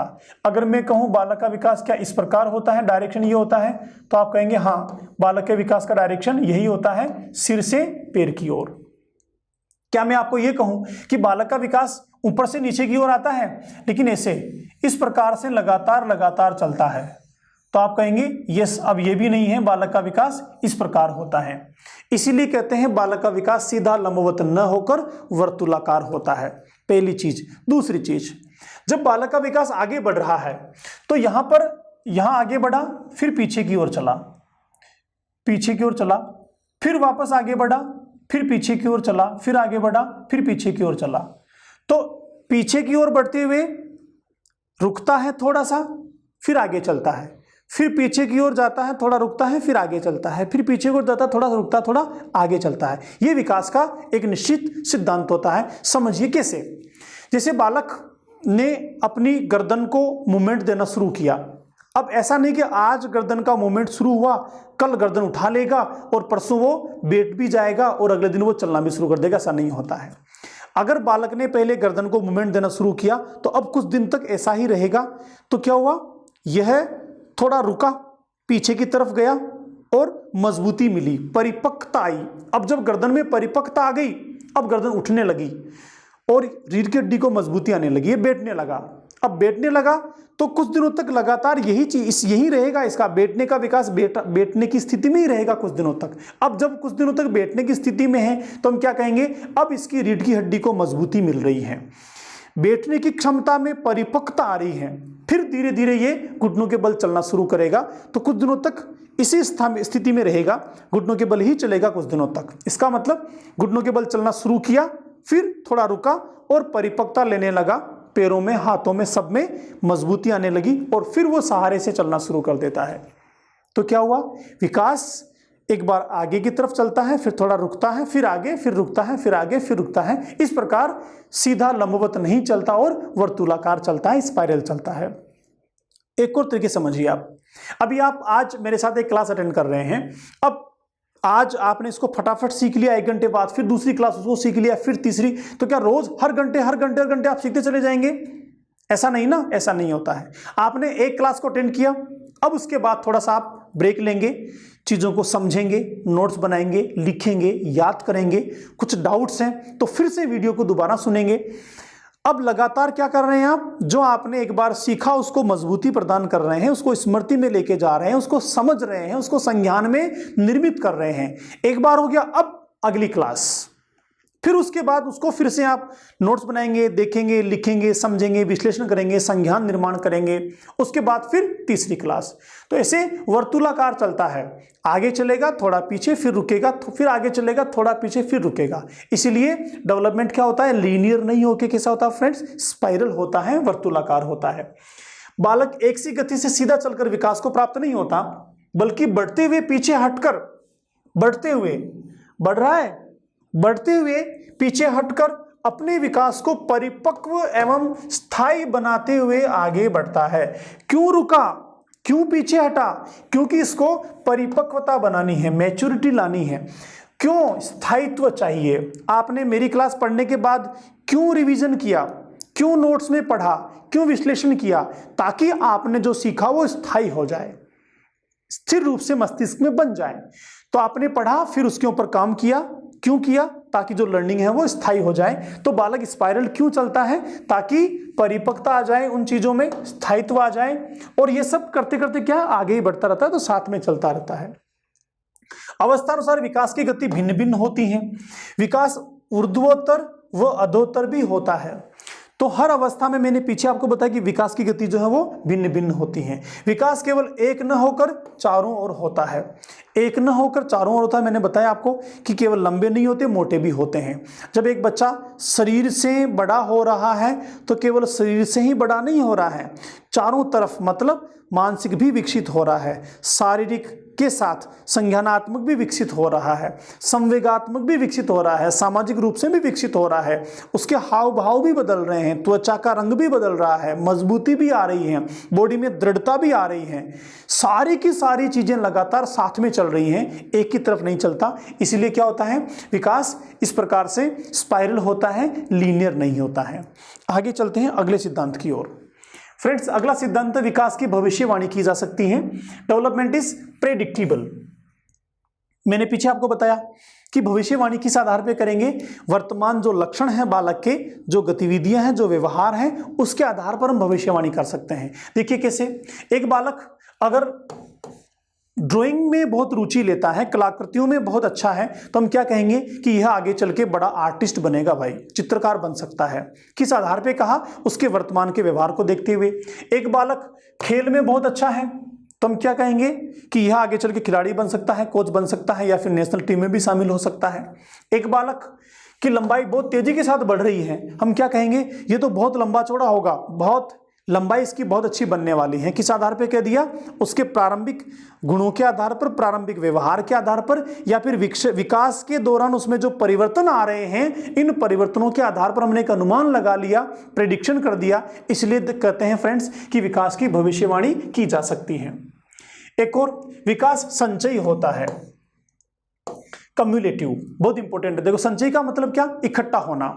जैसे एक बालक की लंबाई 3 फीट हो गई, तो 3 फीट होने के बाद ऐसा नहीं है कि फिर 3.25 फीट और फिर 2.5 फीट, ऐसा नहीं।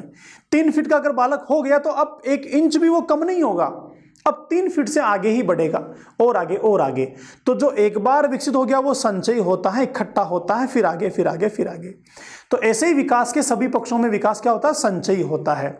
शारीरिक मैंने आपको समझाया। मानसिक को लेके बात करें, अगर एक बालक ने वर्णों को सीख लिया, तो ऐसा नहीं है कि वर्णों की संबंधित संरचना पूरी तरह इसके ब्रेन से डिलीट हो जाएंगी। एक बार इसने सीख लिया, भले ही हो सकता है इसके चेतन मन में ना हो, लेकिन कहीं ना कहीं अचेतन मन में जाकर वो संचित हो जाती है, इकट्ठी हो जाती हैं, और दोबारा जब भी उनका रिवीजन करता है तो तुरंत वो चीज वापस से रिकॉल हो जाती है। रिकॉल क्यों हुई, क्योंकि वो संचित थी। आज आप मेरे साथ सीख रहे हैं, विकास के सिद्धांत आप सीख रहे हैं। आपने विकास के सिद्धांतों को सीखा, उसके बाद 3, 4, 5 महीने आप बिल्कुल टच में नहीं रहे। अब उसके बाद दोबारा तुरंत व्याख्याता का एग्जाम की आप तैयारी करते हैं और व्याख्याता के एग्जाम में भी ये टॉपिक वहां पर आता है। तो जब इसको पढ़ना शुरू करते हैं तो आपने 5-6 महीने इसको नहीं पढ़ा तो ये डिलीट नहीं हुआ। याद रखिए, हम जब भी बीच में गैप लगा देते हैं तो हमारे माइंड में क्या था कि मेरा सब कुछ डिलीट हो गया। नहीं दोस्त, डिलीट कभी भी नहीं होता है। हमारे ब्रेन की कैपेसिटी है कि एक बार जो आपने सीख लिया कभी भी डिलीट नहीं होता है। होता क्या है, ये हमारे चेतन से अचेतन में चला जाता है। और जो ही आपने 6 महीने बाद इन सिद्धांतों का रिवीजन किया तो फटाफट से वो सारा का सारा आपको याद आ गया वापस कि सर ने जब भविष्यवाणी वाली बात कही थी तो ये एग्जाम्पल दिया था, बुआ जी और मौसी का एग्जाम्पल दिया था। सर ने जब विकास के विभिन्न पक्षों के साथ बढ़ने की बात कही थी तो ये एग्जाम्पल दिया था। तो सारी की सारी बातें आप में रिकॉल हो जाती हैं। इसका मतलब क्या हुआ कि एक बार जो सीखा वो संचित हो जाता है, नेवर डिलीट, कभी भी डिलीट नहीं होता है। इसलिए दोस्तों क्या होता है, विकास संचयी होता है। सामाजिक व्यवहार को देख लो, अगर एक बार बालक ने कोई व्यवहार सीख लिया कि बड़ों को नमस्कार करना है, प्रणाम करना है, तो ऐसा नहीं वो भूल जाएगा, वो जीवन भर उसको याद रहेगा।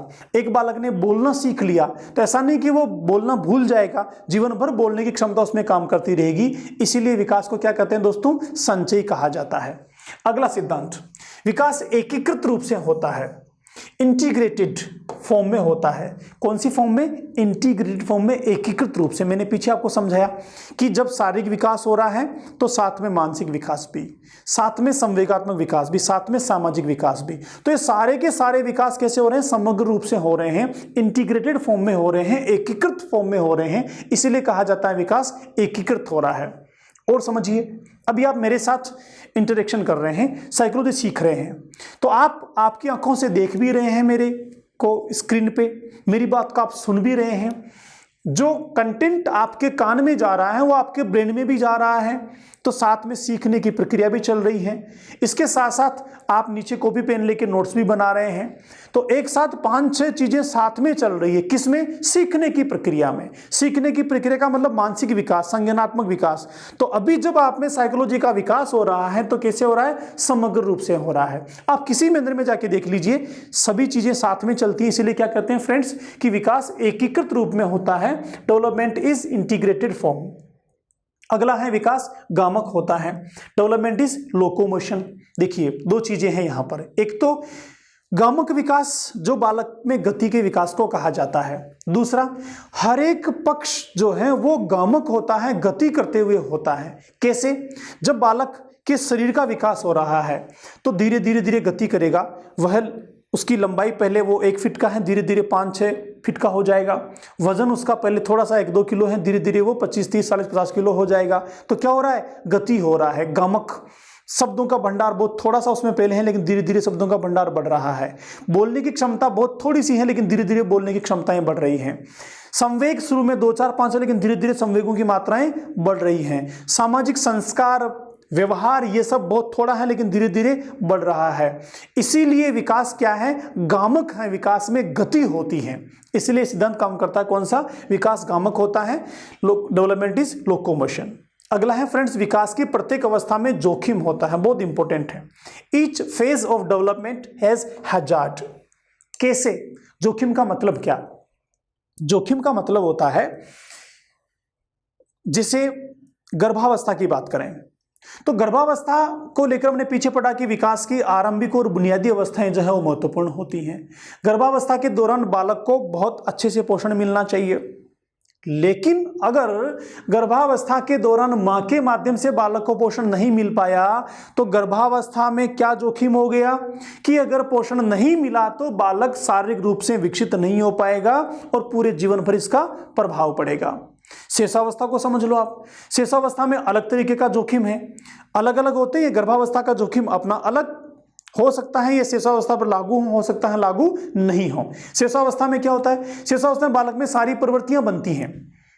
बालक चलना सीखता है, खाना सीखता है, पीना सीखता है, बैठना सीखता है, बात करना सीखता है, सामाजिक व्यवहार सीखता है, बालक के हाथ में गति आती है, लिखावट सीखता है, दुनिया भर की प्रवृत्तियां, आदतें, ये सब बालक में विकसित होती हैं। अगर इस समय इन सब प्रवृत्तियों को, आदतों को तरीकों को बालक में ठीक से विकसित नहीं किया गया तो यह चीज जीवन भर उसको प्रभावित करने वाली है। एग्जाम्पल लेके समझते हैं। शिशुअवस्था में बालक हैंडराइटिंग शुरू करता है, लिखना शुरू करता है। अगर यहां ठीक से लिखना उसको नहीं सिखाया गया तो यहां पर इस अवस्था में लिखने को लेकर क्या रिस्क है कि अगर ठीक से लिखना नहीं सिखाया गया तो हैंडराइटिंग जीवन भर खराब रहनी है। तो क्या रिस्क हो गया शिशुअवस्था का लिखने को लेकर कि ठीक से नहीं लिखाया गया तो जोखिम है, आगे चल के इसमें दिक्कत होएगी। किशोरावस्था की बात करें, बड़ी जोखिम वाली है किशोरावस्था, तो आगे पढ़ेंगे हम। किशोरावस्था में संवेग बहुत उथल पुथल वाले होते हैं, प्रभावित बहुत प्रभावपूर्ण होते हैं, बहुत तेजी के साथ में आते हैं, आंधी तूफान का स्टैनली हॉल ने। तो संवेग बहुत प्रबल होते हैं। अब यहां पर क्या जोखिम है, बालक में जब नकारात्मक संवेग प्रबलता के साथ बन रहे हैं, अगर इन नकारात्मक संवेगों का संशोधन नहीं किया गया, इनका सब्लिमेशन नहीं किया गया और इनको सकारात्मक दिशा नहीं दी गई तो क्या जोखिम है कि यह बालक कोई भी विध्वंसात्मक कार्य कर सकता है। कई बार बालक आत्महत्याएं तक भी कर सकते हैं, कर लेते हैं। आप लगातार देखते हैं सोशल मीडिया पर सब जगह। तो क्यों हुआ, ये किशोरावस्था की अपनी जोखिम है। तो क्या हुआ सिद्धांत कि बालक के विकास के दौरान जितनी भी अवस्थाएं होती हैं, हर एक अवस्था में कुछ अलग अलग अपने अपने हिसाब से जोखिम होते हैं। आगे चलते हैं अगले सिद्धांत की ओर। तो फ्रेंड्स, अगला सिद्धांत है विकास सांस्कृतिक परिवर्तनों से प्रभावित होता है। अभी मैंने रिसेंटली कहा सांस्कृतिक परिवर्तन कौन से, जैसे मान लीजिए एक बच्चा तमिलनाडु में डेवलप हो रहा है, दूसरा बच्चा हिमाचल प्रदेश में डेवलप हो रहा है। तो तमिलनाडु वाले बच्चे को गर्म वातावरण मिल रहा है, हिमाचल वाले बच्चे को ठंडा वातावरण मिल रहा है। तो रंग किसका अच्छा होगा, तमिलनाडु वाले का कि हिमाचल वाले का? सुंदरता किसकी ज़्यादा अच्छी होगी, सॉफ्टनेस किसकी ज़्यादा अच्छी होगी? कलियां कश्मीर में ही होती है, कलियां साउथ में नहीं होती हैं। तो किसने प्रभावित किया, वातावरण ने। ऐसे ही संस्कृति की बात करें, हिमाचल प्रदेश की संस्कृति अलग, वहाँ के रीति रिवाज, उत्सव, पर्व, बोलना, चलना, उठना, बैठना, ये सारे के सारी संस्कृति अलग। तमिलनाडु की संस्कृति अलग। तो तमिलनाडु के बालक को वहाँ की संस्कृति मिल रही है, उसका विकास उसके हिसाब से हो रहा है। हिमाचल वाले बालक को यहाँ की संस्कृति मिल रही है तो उसको वैसा विकास हो रहा है। तो सांस्कृतिक जो कारक होते हैं वो बालक के विकास को बहुत ज़्यादा प्रभावित करते हैं। अगला, विकास की आरंभिक बुनियाद महत्वपूर्ण होती हैं। आरंभिक बुनियाद का मतलब वही मैंने पीछे आपको समझाया कि जो आरंभिक अवस्थाएं होती हैं ये बुनियादी अवस्थाएं कहलाती हैं। अगर इन बुनियादी अवस्थाओं में बालक को ठीक से विकसित कर दिया गया, सारे मौके मिल गए, तो बालक पूरे जीवन भर ठीक से आगे विकसित हो पाता है। और यहीं कोई कमी रह गई तो बालक लगातार इनसे प्रभावित होता है। जैसे अभी आप मेरे साथ साइकोलॉजी सीख रहे हो, अगर यहाँ पर विकास की संकल्पना, विकास का कॉन्सेप्ट भी अगर दिमाग में क्लियर नहीं हुआ तो आगे जब विकास के आयाम हम पढ़ेंगे, विकास के विभिन्न पक्ष हम पढ़ेंगे, तो वहां ठीक से समझ नहीं बनने वाली है। तो आरंभिक बुनियाद कैसे, हम जब सीडीपी सीख रहे हैं तो विकास की संकल्पना, कॉन्सेप्ट ऑफ डेवलपमेंट, अगर ये परफेक्ट आपके माइंड में बन गया तो आगे जब हम शारीरिक विकास की बात करेंगे, मानसिक विकास की बात करेंगे, संज्ञानात्मक विकास की बात करेंगे, संवेगात्मक विकास की बात करेंगे, तो आपको बड़े आसानी से चीजें समझ में आ जाएंगी। इसलिए याद रखिए, चाहे सीखने की स्थिति में हो, चाहे विकास की स्थितियों में हो, जहां भी है आरंभिक अवस्थाएं जो होती हैं वो बुनियादी होती हैं और उनका बहुत ज्यादा महत्व होता है। अगला सिद्धांत दोस्तों, विकास की दर में भिन्नता होती है। एग्जैक्टली होती है। आप 20 बच्चों को पढ़ा रहे हैं, एक बार आपने एक चीज़ बच्चों को पढ़ाई तो क्या 20 के 20 बच्चे बराबर सीख जाते हैं? जी नहीं, ऐसा नहीं होता। हो सकता है 2 बच्चों को पहली बार में समझ में आ गया, 18 को समझ में नहीं आया, आपने फिर रिवीजन किया, 10 बच्चों को और समझ में आ गया, 8 बच्चों को अभी भी समझ में नहीं आया। आपने 10 बार रिवीजन किया, फिर भी 2 बच्चे ऐसे हैं जिनको समझ में नहीं आया। क्यों नहीं आया? क्योंकि सीखने की दर जो है ये भिन्न भिन्न होती हैं, सीखने के तरीके भिन्न भिन्न होते हैं। ऐसे ही एक सिंपल एग्जाम्पल लेके समझो, आपने हॉस्पिटल में गए और वहां से 5 बच्चों के आंकड़े इकट्ठे किए। एक ही दिन पैदा होने वाले और 2 घंटे की अवधि में पैदा होने वाले 5 बच्चों के नाम डिटेल ली और उसके बाद 1 महीने बाद उनके पेरेंट्स से आप संपर्क करते हैं और 5 बच्चों की कोई भी 4 चीजों को लेकर अध्ययन करते हैं। इनकी लंबाई, इनका वजन, इनके साथ होने वाली गतिविधियां, इनका रंग, इनकी ध्वनि, ऐसी कोई भी 5 चीजों को लेकर आप एक टेबल बनाओ और फिर इनसे 1 महीने बाद पूछो, फिर 6 महीने बाद, फिर 1 साल बाद, फिर 2 साल बाद आप क्या पाएंगे? इन 5 बच्चों के जो आपने 5 आयाम लिए हैं, हर एक आयाम में भिन्नताएं हैं। कैसे भिन्नताएं हैं? हर बालक का वजन अपने हिसाब से बढ़ रहा है, अलग अलग है। हर बालक की लंबाई अलग अलग तरीके से बढ़ रही है। तो एक ही दिन पैदा होने वाले 5 बच्चों में 1 साल बाद बराबर वजन नहीं होगा। 5 बच्चों का की लंबाई बराबर नहीं होगी, जबकि 5 एक ही दिन पैदा हुए थे। क्यों नहीं होगी? क्योंकि विकास की दर में भिन्नता होती है। इसीलिए यह सिद्धांत होता है विकास के साथ कि विकास के दरों में भिन्नता होती है। आगे चलें। अंतिम सिद्धांत, विकास में परिपक्वता एवं अधिगम की भूमिका होती है। हमने लगातार डिस्कशन किया कि विकास के साथ लगातार बढ़ने के दौरान क्या बनती है? परिपक्वता बनती है, मैच्योरिटी बनती है। तो जैसे जैसे परिपक्वता आएगी वैसे वैसे विकास आगे बढ़ेगा। तो परिपक्वता किसको प्रभावित कर रही है? विकास को प्रभावित कर रही है।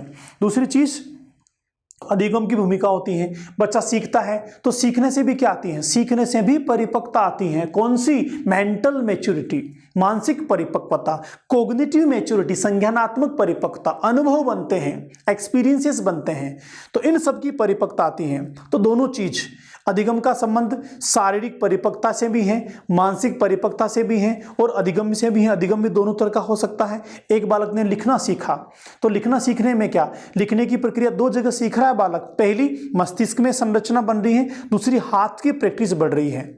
तो दोनों चीज, सीखना, लिखना सीखने में दोनों जगह परिपक्वता, हाथ में मैच्योरिटी और मेंटल मैच्योरिटी, तो दोनों चीज विकास के साथ जुड़ी हुई हैं। क्या? विकास में परिपक्वता एवं अधिगम की भूमिका होती है। तो दोस्तों, इस प्रकार विकास के सिद्धांत हमने जाने। लगभग 18 सिद्धांत हमने डिस्कशन किए। इन सिद्धांतों के अलावा भी कई सारी ऐसी विशेषताएं हैं, कई सारे ऐसे नियम हैं जो बालकों में देखे जाते हैं। तो वो सारे नियम, वो सारी विशेषताएं जो हर एक बालक में पाए जाते हैं, हर जगह पाए जाते हैं और विकास के साथ हमेशा बने रहते हैं, उन सबको विकास के सिद्धांत और नियम कहा जा सकता है।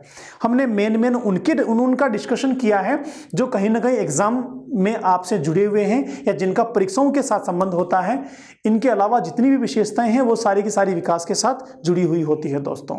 तो फ्रेंड्स, आज के सेशन में हम लोगों ने विकास के सिद्धांतों को जाना कि विकास के सिद्धांत क्या होते हैं, किसे कहा जाता है विकास के सिद्धांत, और विकास के सिद्धांत कौन कौन से होते हैं। तो आज के लिए बस इतना ही।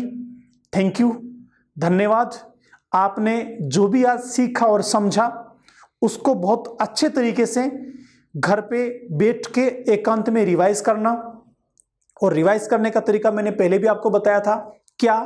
कि आप हर चीज को अपने साथ अप्लाई करके देखना, अपने साथ अप्लाई करके देखना। जैसे लास्ट वाला ही है, विकास में परिपक्वता और अधिगम की भूमिका होती है। तो अपने आप पे सोच के देखो कि क्या मैं जैसे जैसे परिपक्व हुआ मेरी मैच्योरिटी बढ़ी तो क्या विकास बढ़ा, विकास हुआ? मैं जैसे जैसे सीख रहा हूं तो क्या मेरा विकास हो रहा है? अपने साथ व्यवहार में इन चीजों को जोड़ के देखेंगे तो चीजें तुरंत आपको याद हो जाएगी। साइकोलॉजी में आपको रट्टा नहीं मारना। क्यों नहीं मारना रट्टा? इन 18 के अलावा कोई 2 नए सिद्धांत भी वहां पर आ सकते हैं दोस्त। कोई ऐसी विशेषता भी आपसे वो पूछ सकता है एग्जाम में विकास को लेकर जो मैंने डिस्कशन नहीं की।